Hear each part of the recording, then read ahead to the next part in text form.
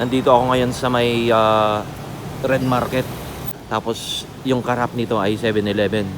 Punta na tayo doon at mag-withdraw na tayo ng maximum withdrawal ng Bank of China. Akad ako konti dito at pupunta na ako dito sa bangko.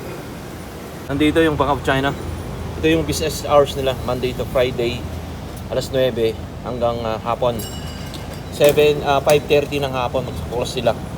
Close Saturday, Sunday, Macau banking holidays nila. So, nandito na ako sa bangko. Papasok muna yung ATM dito.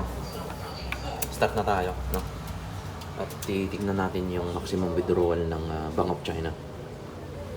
Yung pin mo dito. Then, cash withdrawal yan. Pipindutin pa na yung cash withdrawal dito.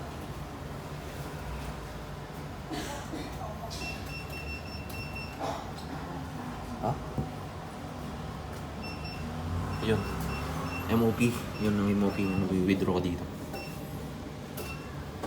Ito yung maximum dispensing na amount is 10,000. So, itatype ko yung 10,000 dito.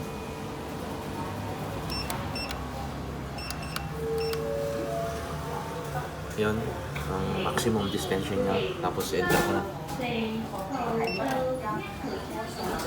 Transaction being process. Maghintay tayo para lalabas na yung 10,000 dito.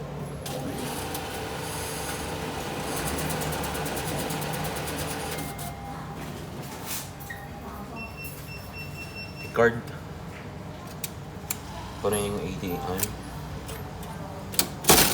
At saka yung pera. Please kick cash. Please Ito kick yung cash. 10,000 na Please yan. kick cash. Please kick cash. Yan, ang 10,000 MOP. So, pa 500 lahat. Yan, lalabas na ako dito sa menu. Bibilangin ko muna to. Bibilangin ko muna tong 10,000.